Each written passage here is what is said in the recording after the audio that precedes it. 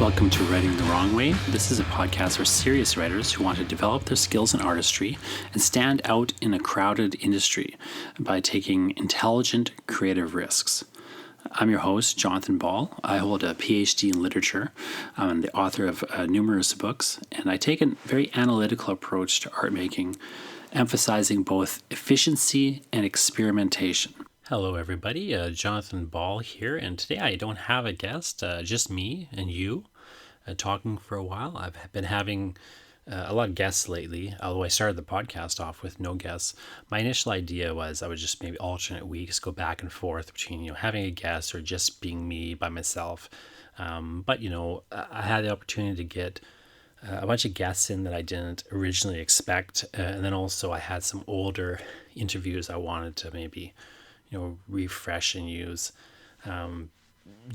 I thought, well, maybe I'll do that later, but then I thought, well, they're not getting any newer. I'll just do that for a bit. So we've kind of ended up with no guests or just guests for a while and no solo shows. But I'm going to do a solo show now, and going forward, my plan is to have a bit more of a divide, or rather like a split between solo shows and shows with guests. And today I want to talk about something that I was asked about. If you've been listening to the show for a while, you'll remember back when I had my daughter on. We were just really tired and, just kind of talking late at night about, what it takes to sort of really take yourself seriously as a writer and build a bit of confidence and so on. And one of the things she asked me that I don't think I really gave her a good answer for was, how do you just get so much stuff done? Like she at one point she asked me, this is on episode 11. So if you go to jonathanball.com/11, you can listen to that episode with Jessie. Jessie Taylor is the guest, my daughter. And she asked me at one point, just how do you do so many things? Like, how do you write so much stuff? Because, she knows that I'm pretty productive as a writer, but at the same time, like, I'm a very busy person. I'm not a full-time writer. I sort of work part-time as a writer, and then the other part-time I'm teaching. I teach university classes. So I kind of divide my work between teaching and writing, and then year to year it'll differ which one I spend more time on, or how much money I'm making where. Some years I make more money as a writer, other years I make more money as a teacher, but I'm kind of splitting my time around it. Now in my head, I think of it all as writing. So if I'm teaching, I teach literature classes, I teach writing classes. So in my head, teaching a writing class, just like talking to you here, this is all an extension of my writing to a certain degree. Like, the writing is primary, the actual creation of, fiction or nonfiction or poetry. And then stuff like this podcast or teaching a class, I see it as an extension of that. I'm kind of passing on the knowledge I've acquired over the years, or even just interacting with other writers in a community building way and learning from them. When I have guests on the podcast, there's a degree to which I'm just learning from them, and you're going to learn from them too, but I'm sort of with you there learning.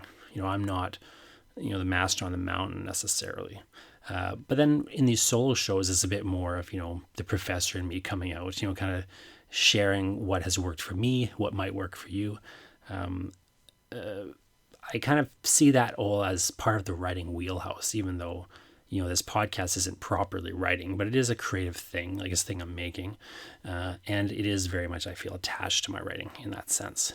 But, year to year, I don't make money with this podcast, but other things I do will make me money as a writer. And of course, I get paid when I teach for the most part, unless I'm doing a special workshop or something. Generally speaking, I'm getting paid to do that kind of mentoring and teaching.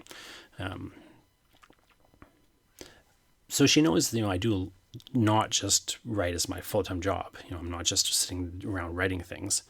I'm doing all this other stuff.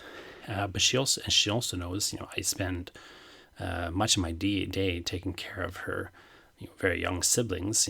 I've got two younger siblings. She's got two younger siblings, age 2 and 4, with through me. She's got other siblings, through her mother, but I've got these two little kids that I'm taking care of more or less throughout the day. And then, of course, I spend a good deal of time with her. She doesn't live here. She's 18 and she lives elsewhere. But I spend a lot of time with her in a week, generally speaking. More this week, less the other week, kind of thing. But when I'm with her, like it's focused time, and she doesn't see me do any writing. Generally speaking, but she knows I'm getting things done, and I kind of gave her a bit of a false answer, which is I just do it, and that is a correct answer on a certain level. Like the answer to like how do I get so many things done is I just do the things. I just do them. I don't spend a lot of time worrying about how I'm going to get them done. I just do them. But the more complex answer, I think, is the better answer. And that's what I want to dive into here a little bit today. The more complex answer, which is, I kind of have certain systems in place that I've developed over the years, and I'm always trying to make my systems work better. And, sometimes I get rid of them and get new ones in. But generally speaking, I have a handful of things that I have found really work. And I'm always just trying to build on what works and discard things that don't work, and then try new things out to see if they'll work for me.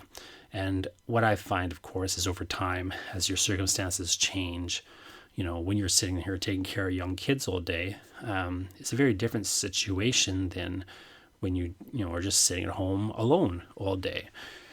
I've been in both scenarios, and I've had days when I was just all by myself, left to my own devices, and I had the whole day in front of me and I could do whatever I want. And some of those days I produced less than, now when I really have these small windows of time and I really have to make them count, because for the most part I'm, just spending time with my kids or, doing, marking papers or something. I've had days now which are more productive than days I've had in the past when, the whole world stretched before me. I could do whatever I wanted. I didn't have these responsibilities. And of course, the reverse is true. I can think back to days when I really did a lot of work. I got a lot of things done. But, I've gone up and down in my life, and I think everyone does that. And what I've learned, though, is what works and what doesn't. At least for me. And I think also for you, there's a core set of things that, I've noticed work all the time. Whether you've got a lot of time or a little bit of time, you can be very productive if you're just sort of aware of how you're using that time and you have certain systems in place. So I'm going to share with you my 5 best tips for productivity. Now, there are, of course, other things you can do. There are kind of more complicated systems out there. But I want to share 5 pretty simple and straightforward things that you could start doing today. You could change how you're doing things if you're not already doing this. And you could start doing this today, and you could, become a more productive writer. So my 5 best tips, and I'm just going to kind of go through each one and explain each one. Now, there's an article version. This podcast can be very different from the article version, but if you go to the website, jonathanpaul.com, or writingthewrongway.com, what you'll find is the show notes for the podcasts. This is the episode 18.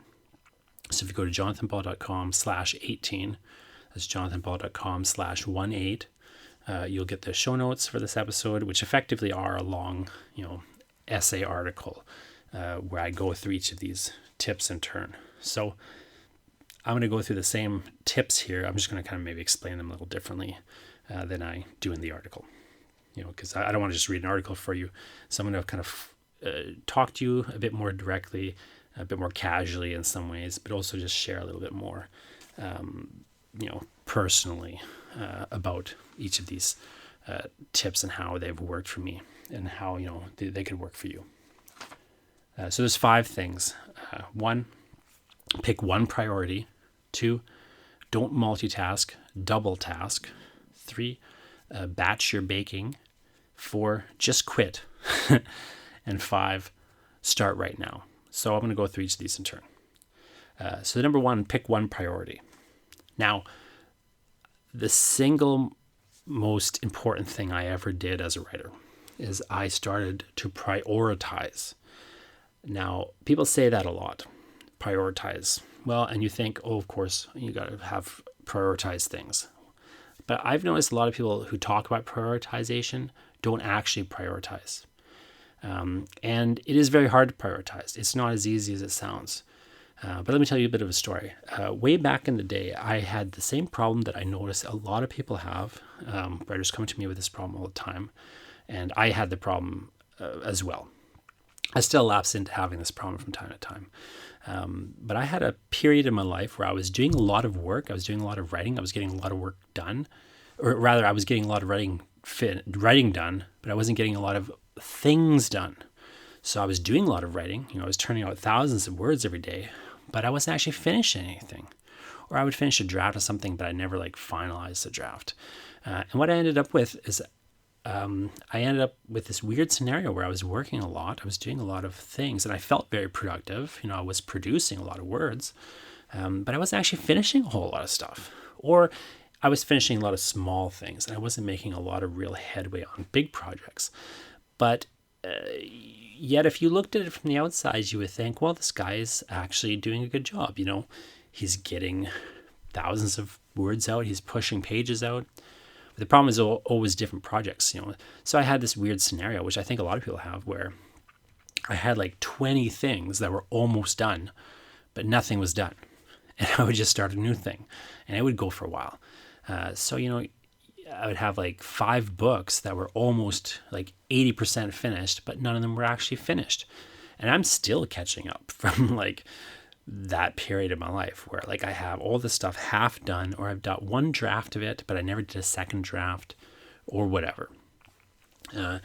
What changed my life in terms of working was I kind of realized the truth of prioritization, which is that people kind of use that word wrong. People talk about having priorities. I've got all these different priorities. Well, as a matter of fact, that's a bit of a wrong method of talking about priorities, because a priority is singular. The actual definition of a priority is that it is the one thing that you have to put above other things. So the one thing that comes first before moving on to other things. So whenever somebody talks about priorities, talks about having these different multiple priorities, they're not fully talking about the concept properly. There is a word called, the word priorities exists, but and the way people use it is accurate in terms of how the language of English works. But in terms of the concept and how the concept is actually meant to operate, the idea of a priority is you have one thing, you do that thing, then you move on to something else. And how I implemented this in my working life was I decided as an experiment, I would just focus on one major project. So let's say books. I was doing, really just doing books at the time. It was my rule that I made for myself, because I was so sick of working on things all the time and never finishing anything. I thought, well, let's just make a rule for myself. The rule is I have to work on the thing that is closest to being done. So that was my rule. Barring some other external factor that requires me to work on a different thing. So let's say I've got a deadline, and I have to work on that thing that has the deadline coming up soon. That's now my priority. But barring a deadline, or somebody's paid me to do it, or some other external factor that has determined my priority for me, barring that, I have to work on the thing that is closest to being done. And I cannot work on any other project unless I abandon this project forever. So that was my rule. If I had 5 books partially finished in draft, I had to work on the one that was closest to being finished. And I had to finish it before I allowed myself to work on any other book or any other project.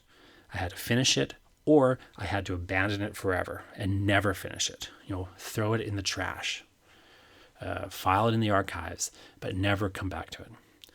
And as soon as I instituted that rule, I went from having all this stuff done in draft, or even partially done, but never having finalized or not being finished at all. I went from all these sort of half done, 80% done, 30% done projects to one after the other. I was churning things out. I ended up publishing 5 books in 5 years. Before my first book came out, I had 2 books under contract. I was killing it for a little while there. Then I had a bunch of personal stuff happen, and it all kind of fell apart for a while. Now I'm, but the real thing that happened, like I can point at all the personal things that happened in my life, which was a lot of stuff that kind of started happening. But fundamentally, the reason I wasn't able to continue my trajectory of publishing a book a year was not because of all this other stuff happening in my life. Like that was a factor, but the fundamental problem was I abandoned my principle and I stopped prioritizing, having one thing that I worked on before all else. I stopped doing that. I started working on multiple projects again because, so much stuff was going on in my life. It was so stressful and so many things were occurring. I felt so scattered and I very much lost, I made my daughter and my family the priority. I mean, I was they are the priority, but in terms of work, I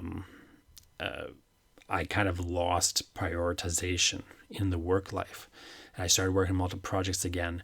And then of course, once I got back to my core principle of, no, you have to work on one project until it's done, the thing that's closest to being done, and then you finish it, or you abandon it and decide you're never going to finish it.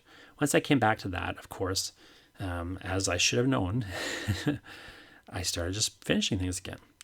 And I ended up, now I'm again in the situation where I'm sitting here, I've got 2 books contracted to come out as I'm talking to you.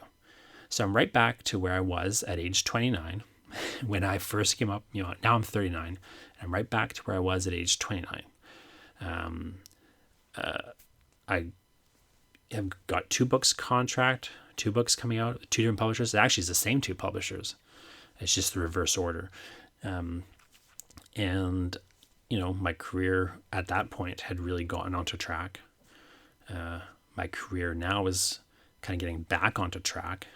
I mean, it kind of was a little off track because of a bunch of, personal life issues, various crises occurring, in my family life. And, I had 2 kids, there's all sorts of stuff going on, right?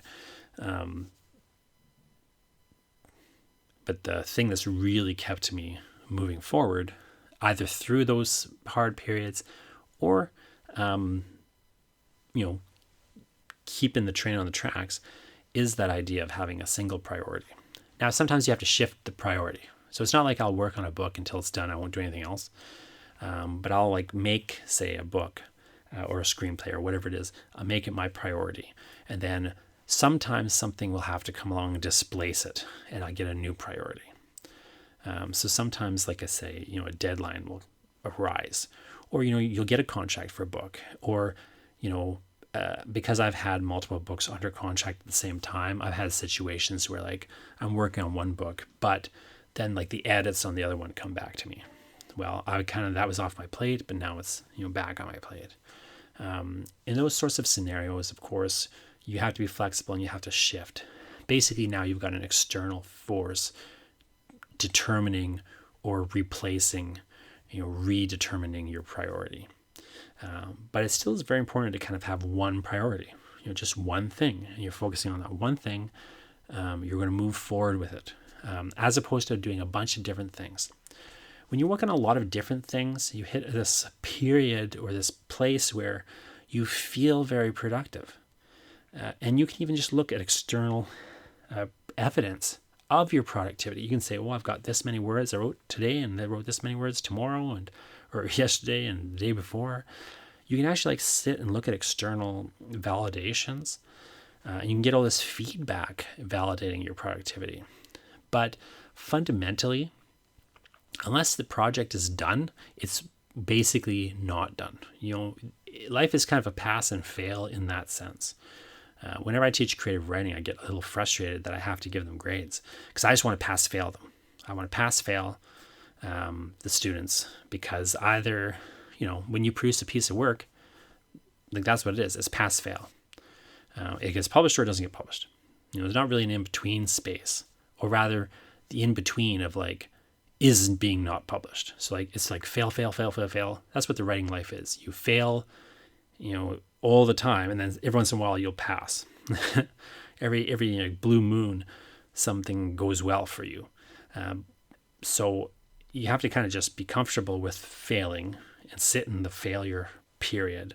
When your draft is a disaster, you just have to be comfortable with it being a disaster and keep working on it. And at a certain point, it's not a disaster anymore. You publish it or whatever happens. You get it to that good place. Even if it doesn't end up being published, you artistically succeed in accomplishing the thing that you had set out to do or getting as close as possible, say. But up until that point, you're kind of sitting in failure. Like everything's horrible garbage until it's finally good. And I think very much the same principle is true in terms of productivity.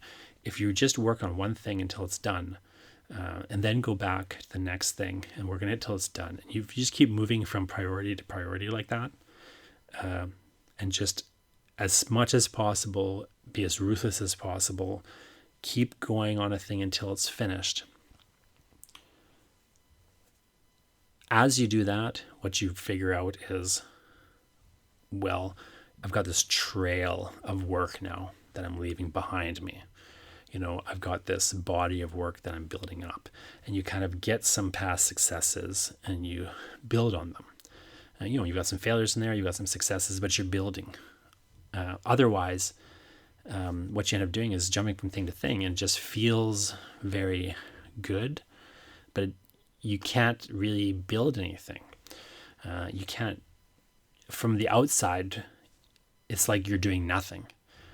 In the inside, it feels very busy and productive, but actually you're not producing anything. So if you go back to that word productivity, again, the point is to be producing things.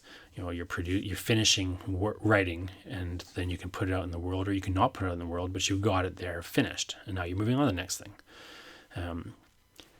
Having one priority is the important thing.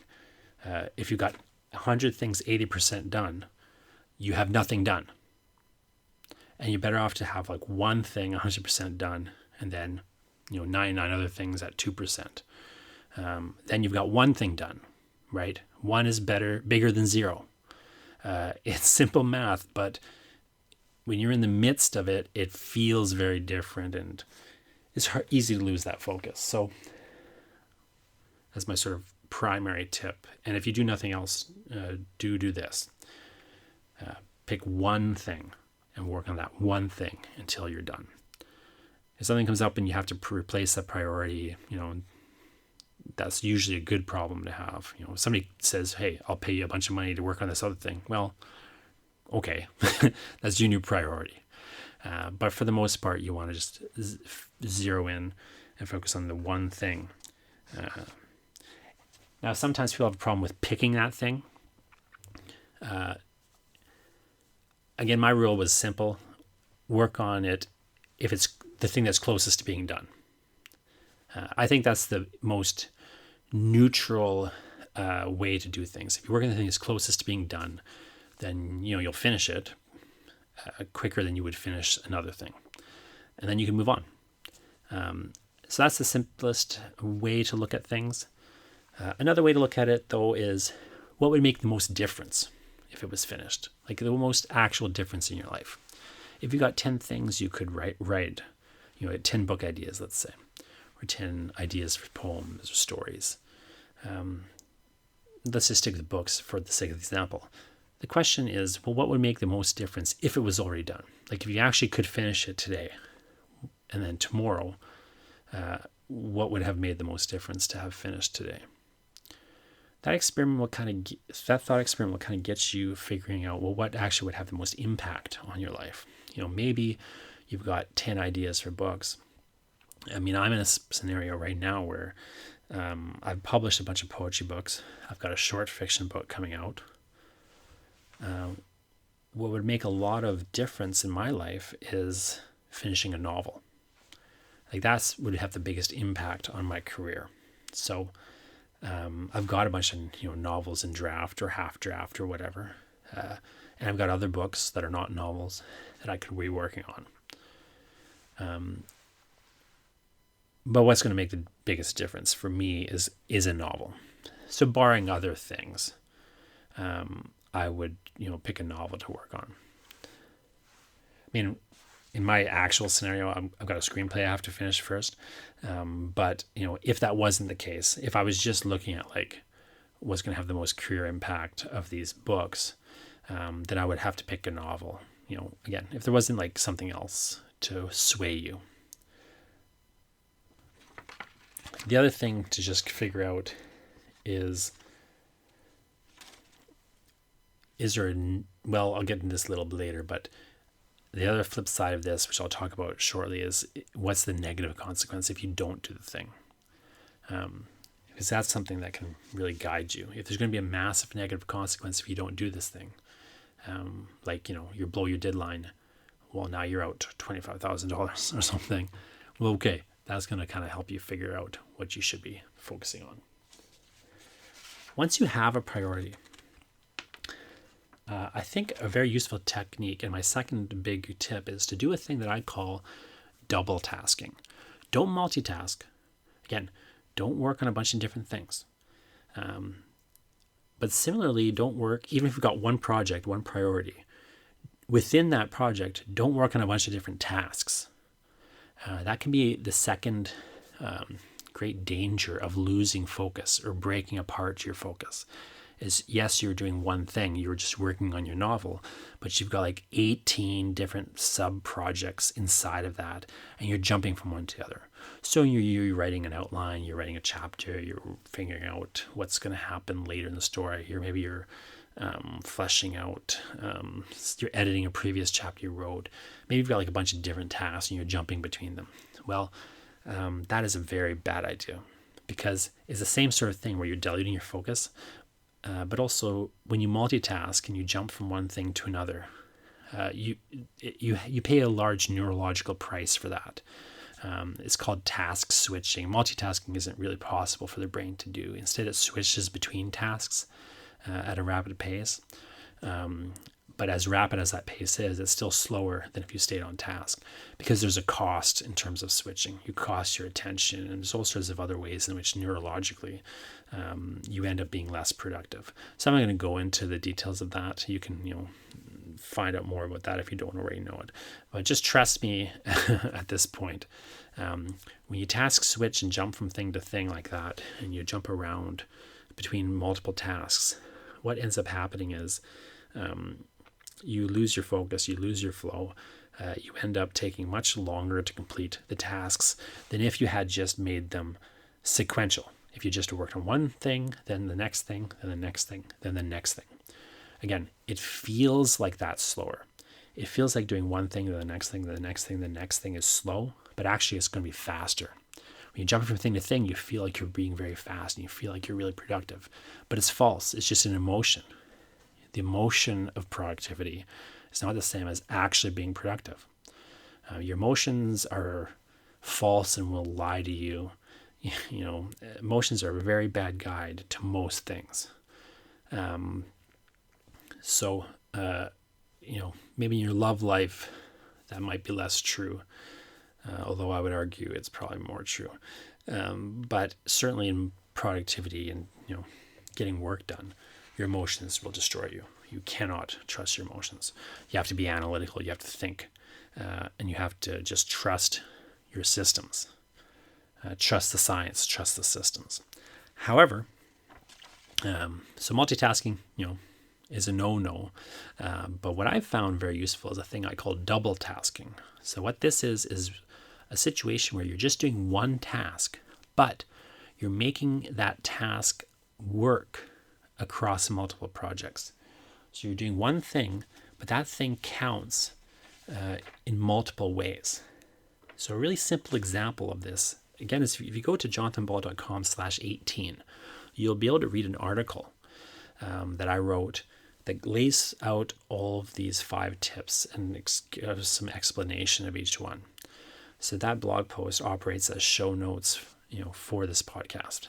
But I actually wrote that before I recorded this podcast. So I did one thing, wrote an article on productivity tips, my 5 best productivity tips. But that article, of course, is available on my website. It is a blog post. It is a blog article.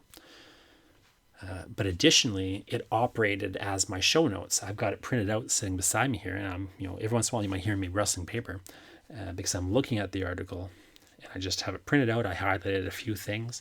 I'm not reading this article to you, but I'm just jumping from like the main points to the next main point, and I'm kind of extemporizing a little bit. I think the best way to do these podcasts is to kind of talk in a more casual manner and talk to you rather than kind of lecturing at you from a paper, reading my essay out loud. But nevertheless, I don't want to just be up here rambling nonsense. I want to have a structure to what I'm saying. I want to have it planned in advance. So normally in the past, I would write little show notes or outlines, and then I would do that, and then I would end up kind of summarizing the points in a little blog post and so on and so forth. I was very dissatisfied with how that was working because, one, it was taking me a lot of time. I was doing all this work that never really mattered. Like you write an outline and you throw it away, and then on the other hand, I would be producing this kind of after the fact outline of the shows, but it wasn't very readable. So if you went to go see the show notes, they kind of had some value and of some use, but they weren't super interesting and they weren't super readable. So what I decided to do is sort of change how I was doing things. I thought, well, what if I go back to my double tasking idea? What if I were to, really spend some time writing a blog, like writing a long article, write a 2,000 word article that I, could just publish as is. It doesn't have to have necessarily attached to a podcast or anything, but write a lengthy blog post that would be valuable in and of itself. And I publish that. And then also I use that as, show notes. And then I actually record off that as an outline. And of course, that's what I mean by double tasking. I'm doing one thing, writing an article, but it's performing multiple functions. It's a blog post. It's also show notes for the podcast. Plus it's the outline for before I record the podcast. That's going to help me, actually produce the podcast. In the future, I may also do something else with it. Maybe I'll collect it into a draft material in a book on, productivity or something. The same thing, the same task I'm accomplishing is performing these multiple functions. Ideally, that's what you want to do instead of just doing the simplest way, of course, of doing this, if that writers know, is you write a short story, you collect it later into a book, right? You write a poem, you collect it later into a book. Well, if you can publish that poem, you can publish it again, maybe you reprint it in an anthology, and you can put it in your own collection. You did that poem once. You spend one moment, one shining moment drafting that poem, and then you used it in multiple projects. It ended up in your book, it ended up in this anthology, it ended up in a journal.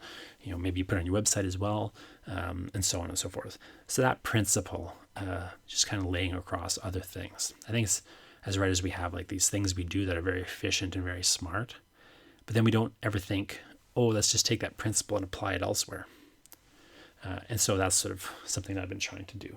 So don't multitask, but double task. A really simple example of this might be if you're writing a novel. Let's say a novel is a project where you're really dug into it and it's going to take a long time to see a result. And that can be frustrating. It can be demoralizing.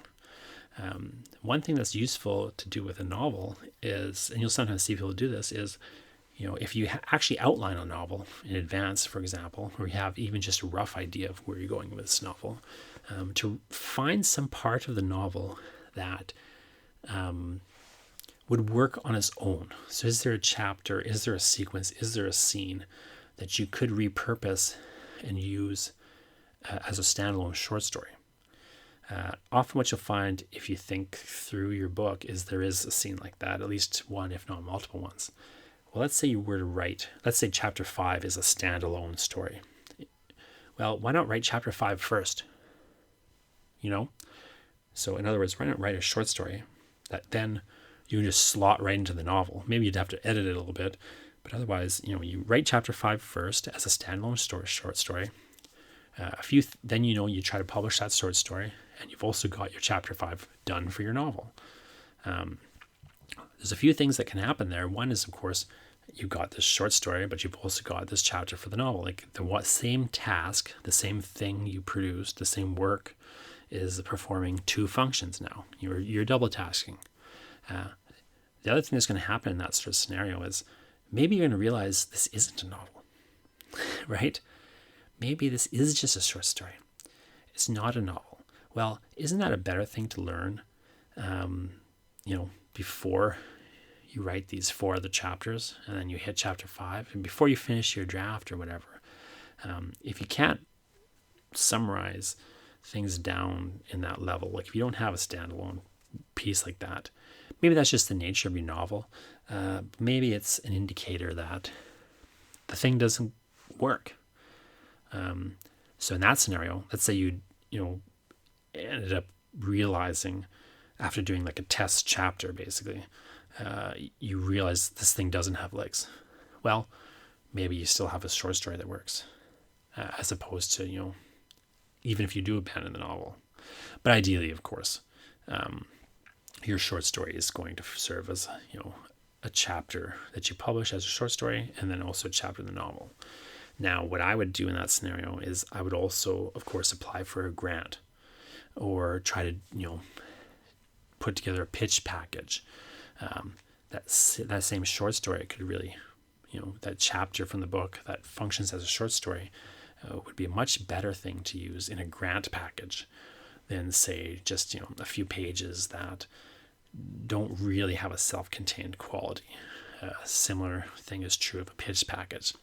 Often those sorts of scenarios, like for a grant proposal, for a pitch package, you'll have to put together like an outline of the whole thing or something, or like some test pages. Well, the short story, like a complete unit like that, is going to be a bit more impressive. And it's going to give a better sense of how the thing would cohere as a whole. So again, there's a scenario where like you could do all 4 of those things, right? You could do one project, one task, this short story, and then it could serve at least 4 functions.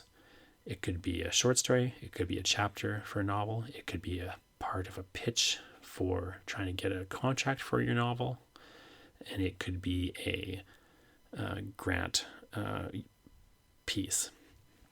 Let's say you're going to do a graphic novel, but you can't draw. Again, maybe the final thing you're going to produce is a graphic novel. Why not write a short story? Why not write a short story summation or version of the project? Use that as an outline, again, to try to pitch it and get some money or get a grant or whatever you need. But then otherwise, even if the project falls apart, you can't get the money, etc., you've got a standalone work. I do this with screenplays a lot. I'll write a short story version of the story. So it won't be the same. It won't have the same expansiveness, but it'll be like a short story condensation of what the thing is. And then, I can use that as a bit of a basis or an outline to kind of show people, here's how the thing will kind of look and feel. And it's more engaging and fun to read than an outline would be, or a treatment. It's functionally similar, but it's, a little bit more interesting to read. I can produce a treatment off that very fast, like a really standard treatment if I wanted to. Or I can flesh that out a little bit into a treatment. Again, it serves often to just test the story a bit for me. But the other thing that, of course, it does is if the project falls apart, I still have the short story. And sometimes that's more feasible than at other times. The other really simple thing that if screenwriting, writing a short story that you actually plan to do a screenplay for is going to do for you is it locks up IP. So, your intellectual property, your copyright is going to be generated by the short story. So one really simple thing to do if you are planning to do a screenplay project, say you want to write a feature screenplay, you're going to send a spec script out into the world. I would really encourage people to write a short story version first. because you can publish that story. Then you can write your screenplay while you're submitting the story around to be published, let's say. When that screenplay finally gets finished, ideally you will have published your story. So by the time somebody's looking at the screenplay, you've actually locked down the copyright by publishing the story. A lot of times people worry about, people stealing their ideas or whatever. Well, that's the simplest, most elegant solution. Just lock your copyright down with a short story, or some other thing that is unique and complete in itself. And then if your screenplay never gets made, or you've still got an expression of that story. Sometimes it's possible, sometimes it's not possible. But productivity wise, at its heart, it's a good principle. Try to do one thing that works at least for 2 or 3 different functions. As an aside, I find this a useful prose writing tip. Try to have, say, every sentence serve at least 2 functions. So it's going to be, say, a line of dialogue is going to tell you something about who this character is and how they relate to another person, but also it's going to get across, say, plot information. My third tip is something I learned when I worked in a donut shop. So I call it batch or baking, but it's a very simple productivity principle, which just you produce the same kinds of things together. So you batch tasks, in other words. So when I worked at a donut shop, what would happen was I worked a night shift, and they would have the chef come in and he would cook a bunch of donuts. And then I would take the donuts and pack them up in a van, and I would deliver them to the other franchises that the owner also owned. He had 3 different franchises throughout the city of Winnipeg. They're pretty far away from each other, but he would all make the donuts in one location. So he paid one cook one time, but then split those donuts across. Basically did 3 bakes at once, and then I would drive the donuts across the city. So this made sense for him because he was paying this cook more than he was paying me. But also, the cook didn't have to go from place to place. He didn't have to have 3 cooks. It was very efficient. The same basic principle applies to other things, to writing, I think especially, or any sort of creative endeavor. What you'll find often as a writer is you have the same kinds of things to do a lot, and it helps you just batch them together. So a really simple thing that I do is I record these podcasts, right? I try to do a lot of work on podcasts in a group.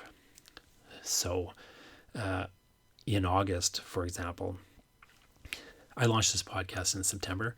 In August, I did a bunch of work. I got basically enough podcasts ready that I could go into November. I could go from September, October, November without producing a new podcast. I did all that work in August. So I took 2 or 3 weeks in August to I spent most of August just getting everything up and running on the podcast. I learned how to make a podcast. I went through a course on podcasting. I did all this stuff. I recorded a bunch of podcasts. I found old recordings that I could repurpose for podcasts. I wrote up a bunch of show notes. I did all this stuff. I had the images made up. That little logo got made, and so on. All that stuff got put together. I did it all in August. Then I scheduled it out. From September, October, November, I did a little bit of extra recording. Just because I got some opportunities that came my way to talk to certain people. But generally speaking, I didn't really do much on this podcast. You've just been listening to it. And I've been sitting around doing other things. I batched all that in August. Now, if I were to stretch that same amount so I spent let's say 3 weeks in August. Let's say call it 2 weeks, because really a lot of that work was figuring out how to even make a podcast. But I spent roughly 2 weeks in August just putting all the podcasts together and getting them all ready to go. And then I spent 3 months just, more or less sitting on my hands, with a little bit of extra work here and there. Now, if I had instead every week scrambled to make a podcast and meet the deadline, it would have been really stressful and disastrous. And it wouldn't have allowed me to work on other projects in the same way. I would have felt really scattered. And again, I would have been in a situation where I've been dividing my focus around multiple projects. I find batching tasks like this is really boring. Like, I don't like to do it. But it's so much less stress in the long run. When I stopped doing my high horoscope column, I'll get back to it later on, but I have kind of stopped doing it for right now. But when I used to do it, the high horoscopes, what I would do is I would sit there and I would take like a week and I would write, just pour out high horoscope columns. I'd write a ton of them. And I would like preload them into my website and all this stuff. So I would spend like a week just being miserable, writing these stupid like horoscopes that like, they're fun to write for like an hour or two, but like, it's not fun to write that stuff for a week. But I would just do it anyway. But then when the week was done, like I didn't have to think about it again for a year. I either, I would have months of new stuff in advance. And then like when I was publishing fresh columns, I would just like every week I would email somebody something I wrote a while ago. And I would change like a few jokes here and there. Like I'd make a quick edit. Like if somebody died, I would take out a joke about them. I wouldn't want to like joke about a celebrity if they just died, for example. But I'd like pre-written that joke like 3 months before, say. So I'd make like little edits like that. But otherwise I'd just send an email out every week as if I had just come up with these new horoscopes. And, that was my work. So like week to week, I would spend like 10 minutes max. So it wasn't a big thing. As opposed to like if every week I had to spend an hour to 2 on these horoscopes, it would have very quickly started to feel like a real slog.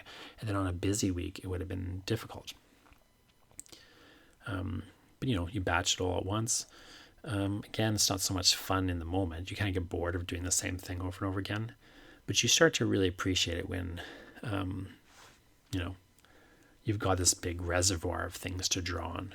That's one of the reasons I'm able to often to produce like new work on a regular basis. Like when Jesse asks me, like, how do you get so much stuff done? Part of it is like, it's a false productivity because when I had more time, I did more work. And now when I've got less time, I'm doing less work. But I've got this reservoir of stuff that I can draw on, I've got all sorts of stuff that I have written previously and never published. So like if I just pull one of those things out of the vault and like push it out into the world, it's equivalent to making a new thing, but I actually, I'm just polishing off an old thing. So sometimes that's more or less possible or more or less a good idea. But generally speaking, you can kind of get a lot of benefit of batching tasks like that. Even just on the simplest level of you get in the groove of writing them. Like when I was writing haiku horoscopes for a week, I friggin' hated doing it, but I could do it really easy, right? Like after you kind of do it for a couple hours, you can just keep doing it. It's very easy. You're in the mindset to write haiku horoscopes. They're just coming to you. Again, I was writing these haikus. And I got to the point where I didn't have to count syllables anymore, right? Like I would just know whether it was 5 syllables or not. I wouldn't even have to count it. I would, after the fact, I would just double check everything, but I could just, I just got instinctively, I could tell whether it was 5 syllables or 7 syllables, or if I need an extra syllable or another one, I wouldn't even have to count. I would just know because my brain was just locked into haiku horoscope mode. My fourth big tip is a very simple one. It's that you should just quit things. Don't be afraid to not do something. When people talk about productivity and getting a lot of things done, like one of the things they often don't talk about is maybe you just shouldn't do that thing. Like maybe instead of getting something done, you should just not do that thing. I think a good test is to just, before you actually spend the time on something, just sit there for a second and think, what if I just don't do this? Like tap into your natural laziness. What if you don't do it? What if you don't write that novel? What difference does it make? It's a really good question to ask. What difference does it make if you don't do it? If you just didn't do it, would anybody notice? Would anybody care? If the answer is nobody would notice and nobody would care, maybe you should do something else. You know what I mean? If you really are writing this novel and like that's your thing, you think you need to do. Okay, just what if you don't do it? If you don't write a novel, what's going to happen?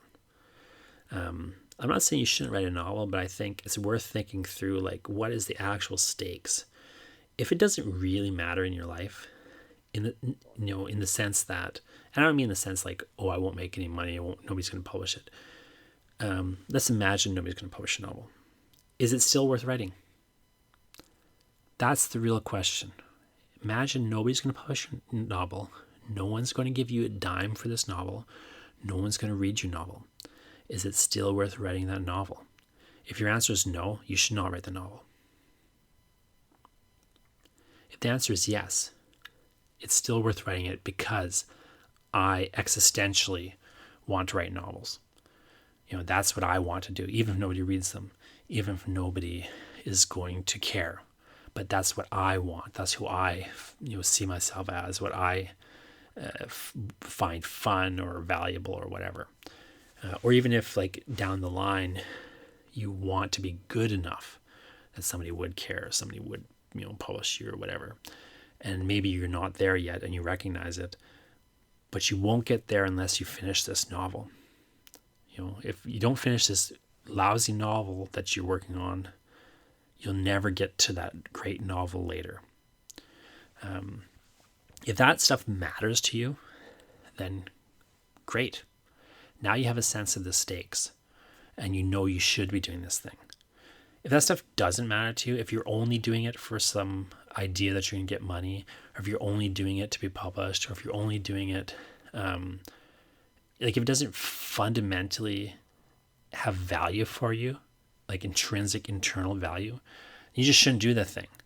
Similarly, if we're talking about maybe not an artistic project or even just like a task, like if there's just some paperwork you have to do, what if you just don't do it? Like, what if you just don't? Does anyone care? Will anyone notice? Why are we wasting time with it if the answer is no? Is anyone going to really, get mad at you? If they get mad, will they be mad in an hour? Or will they only be mad, like, for the 10 seconds you tell them you didn't do it? It's very easy to get wrapped up in this idea that things matter a lot.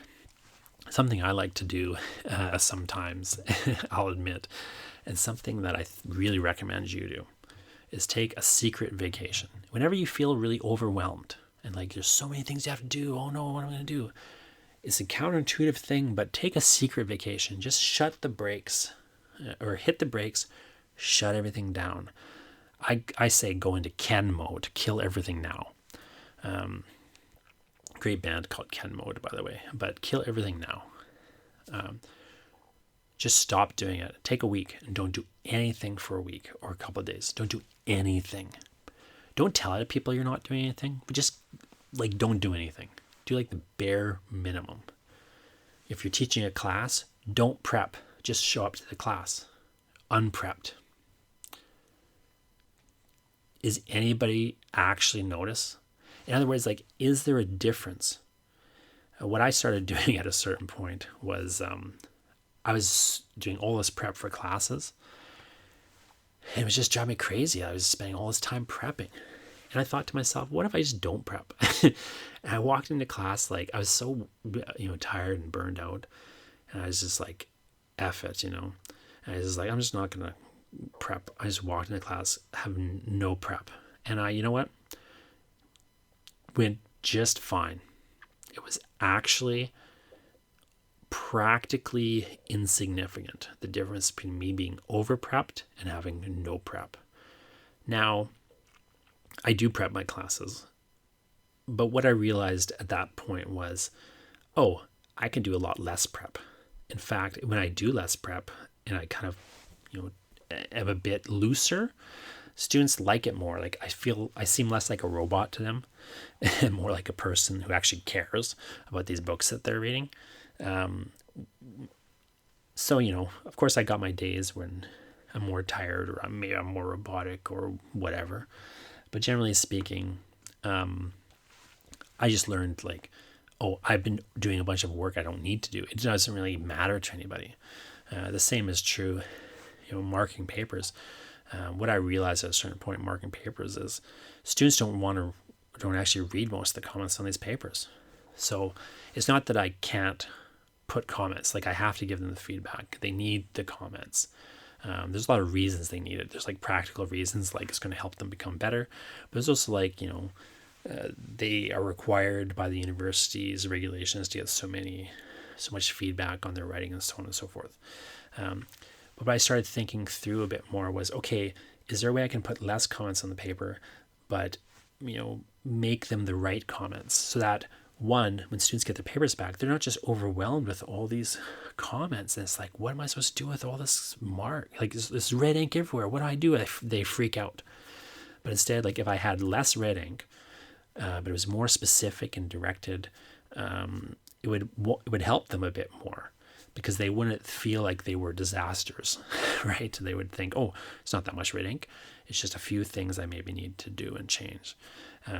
As opposed to, it's this big battleground, bleeding everywhere. The horrible wounds in my paper have run red with blood. And then they just tune out, so they're not getting helped. I'm wasting my time, etc. A lot of times there's like a middle ground between like the work you think you should do and the work that actually it's useful to do. And if you take a secret vacation, if you just don't do anything for a week and just see, does anyone notice? You'll find out real quick what people need you to do, or what they really depend on you to do if you just don't do it. And you'll find out conversely what doesn't matter at all. I've had so many moments in my life where I was just killing myself to do a thing, and then I realized like, oh, that doesn't matter at all. Even with people, like I've had scenarios where it's like I'm sure you've experienced this too. You have this thing where you build up this thing in your head and then it falls through, and then like nobody cares. Like you just thought everyone was going to care, but really didn't. It only mattered to you. It didn't matter to you. You were just doing it for somebody else, but you thought. But in fact, it only mattered in your mind. So just quit things. Just see, okay, what if I just stop doing this thing? Or as an experiment, just stop doing it. See what matters. If there's no real consequence, then you're doing the wrong thing. Again, you're prioritizing improperly. If you could just stop everything and it wouldn't matter to your business or your art or your life. My last tip is just a very simple one. Start right now. Whatever your priority is, just start it right now. Turn off this podcast.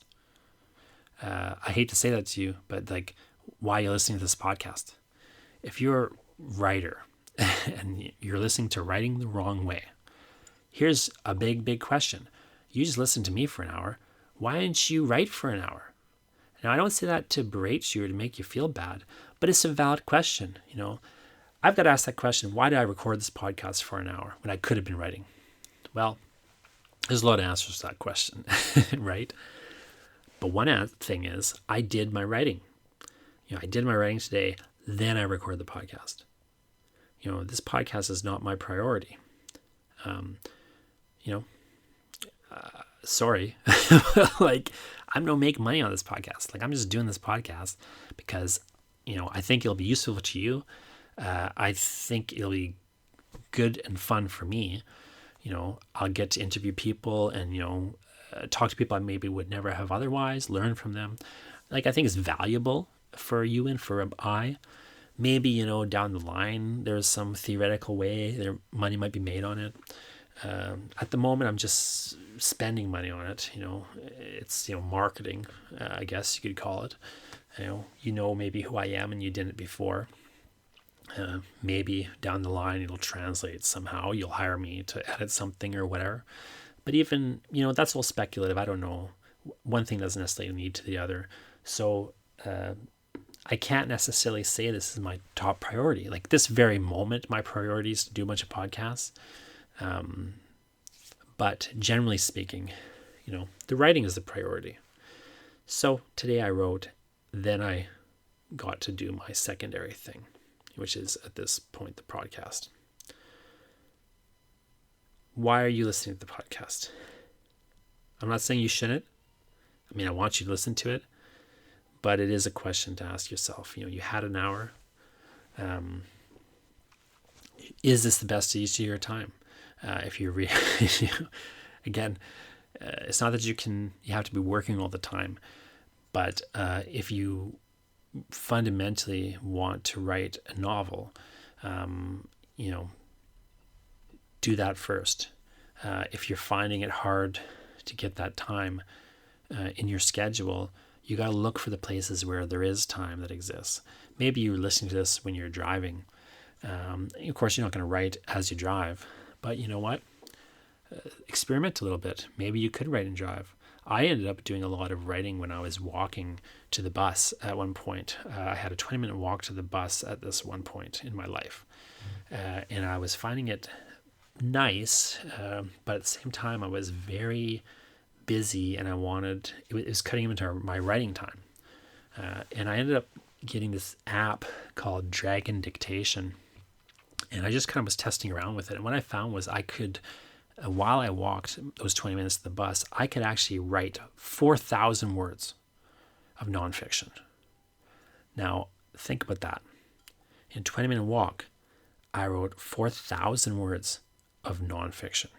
Now it was very kind of bad draft because I hadn't perfected how to do it. So I would kind of screw up and I would backtrack and I would ramble a little bit. But over time, I could have maybe perfected that a little bit more. And also I would have to go and revise it. And the app would screw up a lot of my words and so on. But what I found is if I talked very slowly, actually I could get, 4,000 words down. About 2,000, which were probably, I could kind of cull it down to like a usable 2,000 with another like half an hour of editing, like on a computer. So basically what I found is I ended up kind of recuperating that time for writing. Now, maybe sometimes you just want to go for a walk or you just want to listen to a podcast. There's nothing wrong with those things. But if you are struggling to find the time, you need to maybe really think through, like, is there a way to recuperate this stuff? You can't necessarily write, but you could maybe, sit there and think through your story problem or whatever it is that's going to help you. So start now. Whatever it is you've been doing or putting off doing for the last hour, turn the podcast off and just start. Do your priority project. Do it right now. Do it for 5 minutes or 3 minutes or 2 minutes or 1 minute. The fundamentally important thing, and I say this all the time when I talk about writing schedules, if you go to jonathanmog.com/schedule, you can find all the things I have to say about writing schedules. But the fundamental, most important thing about a writing schedule is this: the existence of the schedule.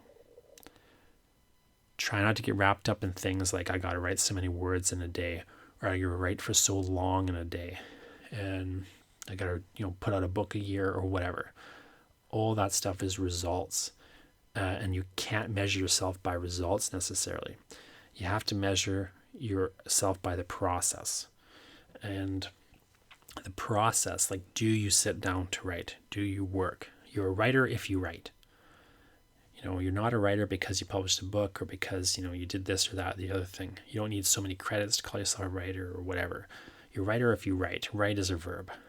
And so your planning to write doesn't count. Your thinking about writing doesn't count. Publishing doesn't count. None of that stuff matters except the process. The process is what matters. And taking the time. And even how much time doesn't matter. Get in the habit. Start the habit, even if only a minute a day. It sounds stupid to say write for a minute a day because, of course, you can't accomplish much in a minute. But if you're not writing a minute a day, start with a minute a day, because the important thing is the habit. It's doing it. And you can build off that. It's easier to change a habit than add a habit. So just build on it. I was advising my daughter the other day. She was talking about she wants to get back into running, but she's been having a hard time, getting going with it. I was saying, well, what you should do is, find something you do all the time. Like every day you go check the mail. Well, just change that habit. Again, you've already installed this habit. Your brain is like pulling you to check the mail every day. So here's your new habit. When you go to check the mail, you put on your exercise clothes and your running shoes. Then you check the mail. Then you can go back inside. You don't have to run. And she's like, well, that doesn't make a lot of sense. But it does make sense. Like, they've done science around these kind of things. If you just start doing that, you just build into an existing habit. In this case, putting your running shoes on. I mean, once you have it installed that, every time I go outside to get the mail, I've got my running outfit on. It's very easy to move from there into running. I'm going to run for a minute. I'm going to run for 5 minutes. If you just run for like 5 minutes, it sounds like nothing. And you think, well, it means nothing. It's not going to make a difference in my life. And you're right. But it's easy to ladder that up into a real significant thing, as opposed to starting, going from 0 to 800. So just start now. Turn this off, write for a minute. Whatever you've been putting off, whatever you think, whatever's really going to make a difference in your life, just do it. Do it right now, even if just for a minute. And then tomorrow, do it again, even if just for a minute. And just keep laddering up. Eventually, you'll get to the point, even if you only do a minute a day, at some point, you will have added it all up to get what you need to get done.